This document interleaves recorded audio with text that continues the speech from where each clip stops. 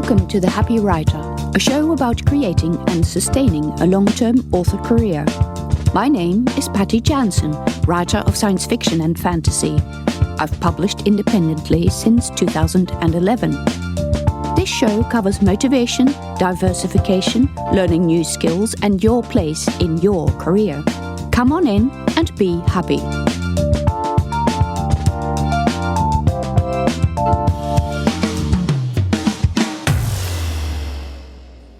Episode 66 of The Happy Writer is going to be a funny beast. It's about writing craft, but also about something much deeper than writing craft. It's about authenticity and diversity, and about using lived experience to inform your writing and your character's behavior. It started because a few months ago I heard a number of people refer to the lived experience of the pandemic as a comparison to the Second World War, and I felt a little bit upset about that. I get it. Life was not easy for many people. We were afraid to go outside. We were afraid that we might lose our jobs or businesses. We might have lost our jobs. We might be worried about money. We might be afraid about getting sick because we've got one of the so-called underlying conditions. And we felt that we might be forgotten because of those conditions and that the world didn't care about us. I get it. All of us have felt anxious and vulnerable in a way that we probably never have in our entire lives. Very few people have gone through any situation where the entire population is under a lot of stress. But when I grew upset about the comparison, I wished people stopped referring to it as if this is somehow equivalent to what people went through during the Second World War. It is not. And I thought it a very first world reaction, and, to put it mildly, doing injustice to those people who did survive through armed conflict, people whose lives were threatened in very real, immediate ways by bombs and soldiers with guns. But then I figured, this is about lived experience. Human experience is comparative. The worst thing that's happened in anyone's life is their worst experience. The best thing is their best experience. The events will be wildly different when comparing between different groups of people, and the objective level of danger or discomfort will vary, but the intensity of the people's emotions doesn't. The kid who gets bullied feels the same, regardless of whether the bullying relates to having red hair or being racist in nature. Objectively, to the bystander, one is worse, but to the kid, the bullying is just the same. I'm talking about this because it's important in fiction, in building your characters. What is their lived experience or the lived experience of their families that informs their stance in life? People in most of the English-speaking world don't have a concept of what wartime hardship is like. Not that I do either. I didn't experience the Second World War either. But there are people living in the US and in Australia and Europe who have gone through these intense, dragged-out conflicts.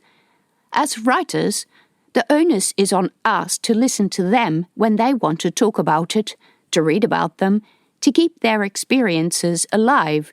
This is what we're doing when we're writing fiction. We step into the shoes of another person and live their lives. And often, we're going to need some help doing that. Some people will denigrate the lives we lead as being privileged and sheltered and ignorant and other unhelpful terms that don't encourage people to have a look at spaces where people are not like you. For one, no one can do anything about their family background, so there is not much point in feeling embarrassed about it or making other people feel embarrassed about theirs. That does not encourage people to share each other's stories in order to foster understanding. So, back to the war. When I was a kid, my life was full of stories of the Second World War. My grandparents' generation went through it, and during family birthday parties and other events where everyone got together, they literally never stopped talking about it. It was not until much later that I realized that not every young kid's family was full of war stories like mine. I had to hear over and over the stories of how they hid when their city was bombed, how they genuinely ran out of food, how they found runaway soldiers in their farm shed. Here are some of the stories that I can remember. My grandfather and his young family lived in the city of Rotterdam during the German invasion. Within the speed of a very short time, the entire city was bombed to smithereens. Except one little part of the old city with the canals still remains today. This was where they happened to live. This is also why I exist. During the bombing raid, my grandfather was at work. My grandmother, being a good housewife with 4 kids, was at home and hid in the cupboards. When it was all over, no one knew anything about how bad it was. It was very bad. And what had happened. Thousands and thousands of people died that day, and all the buildings were reduced to rubble. My grandfather miraculously survived and made it home by walking all the way, which is actually quite a distance. He was covered in dust when he arrived, because the entire city's infrastructure was destroyed. Many people sent their children out to relatives who lived in the country, or people with farms who offered to look after the young kids, sometimes in groups. My father's family lived close to a train line that carried trains to Germany. It was bombed continuously by the English. I remembered that my father still had scars from the one time that all the windows blew out and the furniture came off the walls into his bed. Of course, living in a place like that became untenable, and they were forcefully evacuated towards the end of the war. Oh, I should say that my father was about to start primary school when the war started, but that obviously didn't happen. The war lasted 5 years, and by the time it was over, he had literally missed all of primary school. The people in the government gathered all the children together and asked them who here can read and write. My father had an aunt who was a teacher and who, during the months that they had been sheltering at another aunt's farm, had been teaching the handful of kids from the family there. So he raised his hand. Any kid who said that they could read and write went straight to high school, regardless of their age. My father was 11. He missed all of primary school. The people were continuously afraid. The Germans would not only try to get all the Jewish citizens, and there was one of those in our family, they fled to the UK, but they were so desperate towards the end of the war for people to work in the factories while the German men went out to fight, that they just recruited and searched for anyone who could work. Several of my family experienced these raids, and fortunately they all managed to hide well enough to evade being taken. These were regular citizens, not people from groups that were usually targeted. Towards the end, the enemy targeted everyone. The Germans were also getting so extremely desperate that they were recruiting anyone of any age to fight in their army. As soon as a boy hit 15 or 16 and looked old enough to hold a gun, they put him in a uniform, shoved the gun in his hands and sent him off to war. These poor kids were often scared out of their minds. On one of the farms close to the German border, some of my family members found such a kid hiding in a haystack, scared to bits. He was German in a foreign country. He was hungry and filthy and cold. They felt sorry for him and gave him some food, but of course they were scared of being caught harboring the enemy, so they had to send him on, with some of their plentiful food. But if you were not on a farm, the food situation was really dire. In the city of Rotterdam during the harsh winter of 1944, thousands of people died of hunger. Yes, you heard that right, they died of hunger, because there was no food coming into the city. There was to be a push for liberation of much of Western Europe during 1944, but it got stalled near the River Rhine, which was where much of my father's family lived, hence the bombing. But those to the west and north found their supply line completely cut off. They tried to grow things, but it was winter, and the winter was particularly harsh. They tried to eat the weirdest things. They tried to trap local wildlife like pigeons. But many young and old people died of hunger during that winter. Actually, when they could, The Allied forces flew over those affected cities and dropped food parcels on parachutes. For many people, this literally saved their lives. Even when I was young, and I was born far after the end of the Second World War, my family members still showed me the little printed pictures that had been attached to those parcels that had fallen from the sky. They still had an almost godlike reverence for anything American or English, because these people literally saved their lives. An aunt of mine and her family was interred into a Japanese prisoner camp in Indonesia. They separated out the men from the women and the children, so straight off my aunt had no idea what had happened to her husband and whether he was still alive. He was, but whatever happened to him, he never spoke about the experience ever again. She and her 2 young daughters lived through incredible hardship.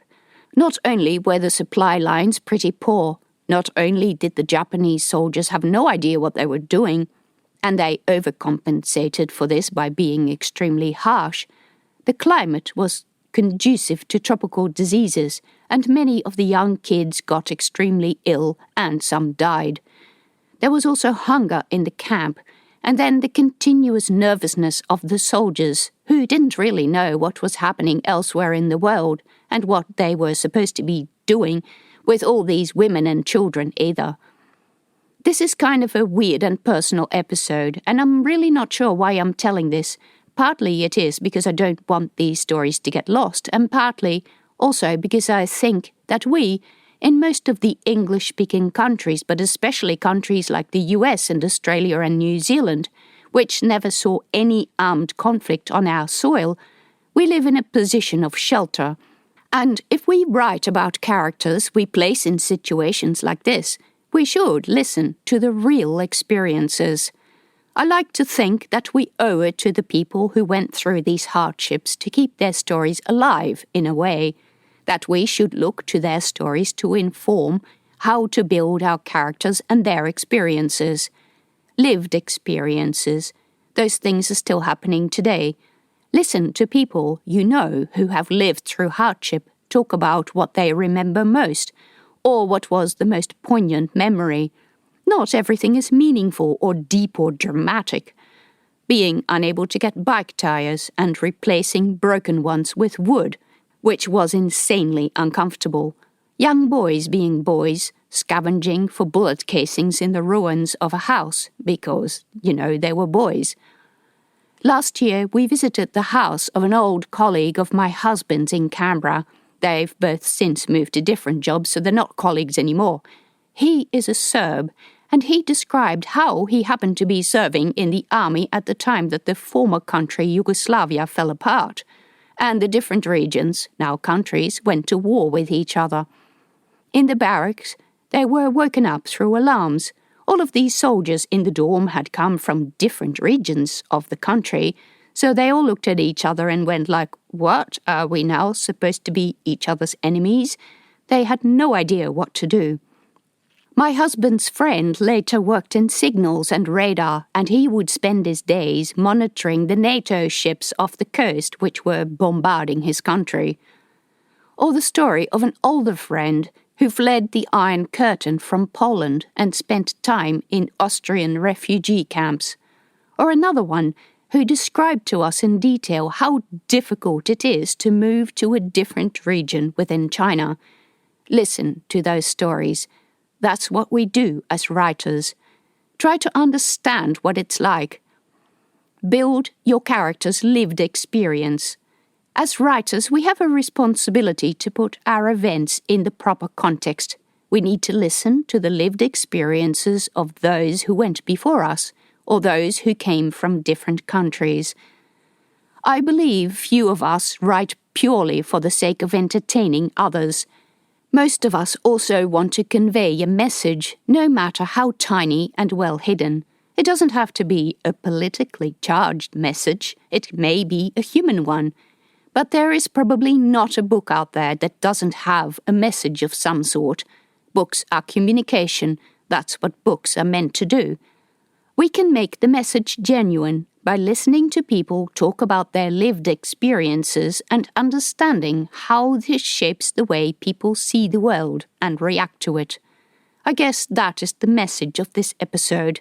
It's why I like documentaries and read a lot of non-fiction. In the next episode, I will continue in this vein and talk about writing characters that are unlike yourself. Thank you for listening to the Happy Writer Show. Check out links and information about other episodes on my website at pattyjansen.com, where you can also find out about my books. You can support me by subscribing to the show or on Patreon at patreon.com/pattyjansen.